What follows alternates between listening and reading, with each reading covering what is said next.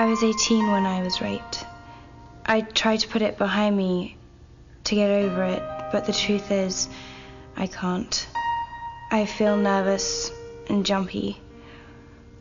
Sometimes I wake up in the night and I think he's there, in my room. I knew something was wrong with me. I just didn't know what. And I didn't know what to do about it. He used to beat me up, especially when he'd been drinking. We've been divorced for 2 years now, but I still don't feel safe. I can't focus on things at work. At home, I just don't care. Since it happened, nothing makes me happy. Nothing makes me sad. I just want to be alone. I don't like to go out. See, I'm afraid of what might happen. I'm afraid I'll lose it. I'm not the person I used to be. I'm afraid I'll never be the same.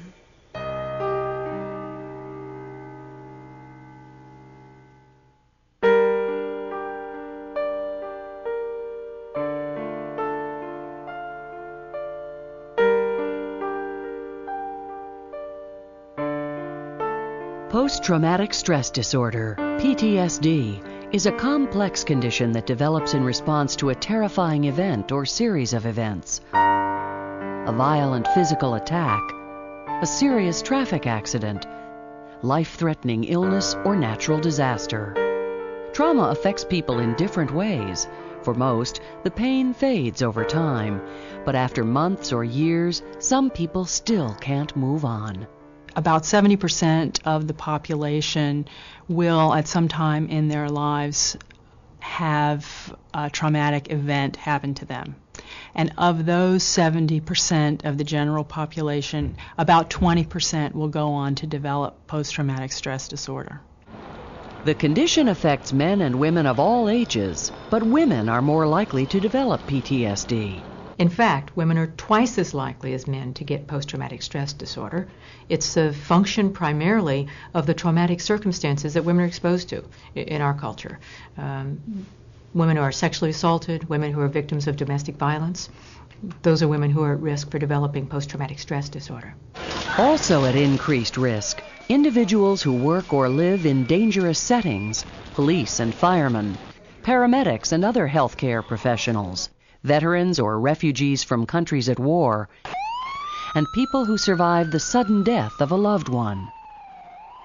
Whatever the trauma, experts say it can cause changes in brain chemistry, and those changes might make some people feel edgy or angry. They find it hard to relax and may constantly scan their surroundings for signs of danger. Having difficulty concentrating, having a startle response where people will react to noises and become frightened by them. Inability to sleep is a very big problem that people with PTSD have. So are nightmares and intrusive thoughts. People with PTSD can't escape their memories. When you try to push a thought very much out of your mind, it comes back with more strength. So if I ask you not to think about a pink elephant, to really, that it's very dangerous to think about a pink elephant, you're going to find yourself thinking about pink elephants. To block out frightening feelings, victims of PTSD may stay home, abuse drugs and alcohol. Avoiding anything that might remind the person of the trauma. They numb out emotionally in an effort to keep feelings at bay. Feelings tend to bring up reminders of the trauma. People who have PTSD develop complications. They get depressed, they get suicidal, they may drink excessively. They may be very difficult to get along with, so their relationships start to disintegrate. They may have a lot of physical complaints, particularly tiredness, aches and pains, irritable bowel syndrome, so-called, chronic pain, and those are the things that drive them to the doctor. They don't go to the doctor saying, I had a terrible event 15 years ago and I keep thinking about it. Some people find PTSD makes it impossible to study or work. That was the case for 29-year-old Tracy Howard. She was abused as a child. PTSD isn't always so obvious. I don't walk around shaking and, I'm not seemingly abnormal, but I really have a lot of problems. It's my thinking, that's the problem. Rudy Dent has been fine on the job as a New York City fireman and former cop, but PTSD took a toll on his family life. I realized I was totally neglecting my son and my family. Had I not had such an understanding wife, I wouldn't have a wife. He would get very depressed, and there were many nights when he wouldn't sleep. He would be up just about all night, and I just didn't know what to do. Rudy didn't know he had PTSD until he got an email from an old friend who was diagnosed with post-traumatic stress disorder after suffering the same symptoms. I felt, well, fine. There's a name for it. Now maybe there's a cure for it. At least there's a positive, constructive way in which to deal with it. And actually I was relieved. Recovery often begins when people with PTSD talk to friends or relatives, sharing their memories and emotions. The most important thing that we should do is allow the person to talk about it, to cry, to reminisce, to get all the feelings out. And if they need to talk about it over and over and over again, let them do it. Family and friends are very, very important and often make the difference between doing well and not doing well. Support is probably one of the most important ingredients in getting better.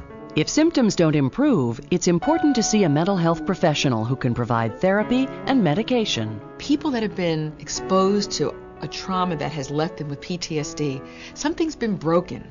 You can't measure it on an x-ray, you can't see it on a blood test, but something has been broken and it needs to be fixed.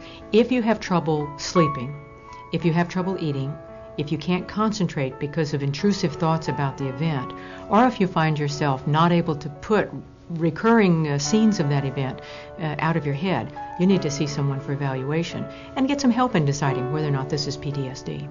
He was asking me questions and stuff. At first, patients may find it difficult to talk about their trauma, but with time, it gets easier and they start to feel better. What you want to be able to do is realize that the only thing you have to fear is the fear that you experience when you talk about the memory. So the purpose of going to therapy is to keep telling that story over and over again until one day that story doesn't have the power that the victimizer had in creating the fear response, and that will make you better. I don't think people can be the same. I think they can be better, or they can be worse. I mean, they can suffer from symptoms, or they can become very courageous. Many people who are appropriately diagnosed and treated can turn it around and come out after treatment feeling much, much better about themselves and their relationships and lead very productive lives. Tracy Howard now works with mental health care professionals, helping them to understand PTSD from the patient's perspective and to provide more effective treatment. They should seek help because it's not unusual to have PTSD, and it's not a character flaw to have been abused, and it's not that uncommon. Rudy Dent has more positive energy for his family, and he urges others with PTSD to get help. They need to know they can't manage it alone. They need to know that people are really out there that really care, that are really professional, and they need to check it out. If you or a loved one may be suffering from post-traumatic stress disorder, call the PTSD Alliance at 1-877-507-PTSD for more information. Post-traumatic stress disorder is treatable, and there is hope for recovery.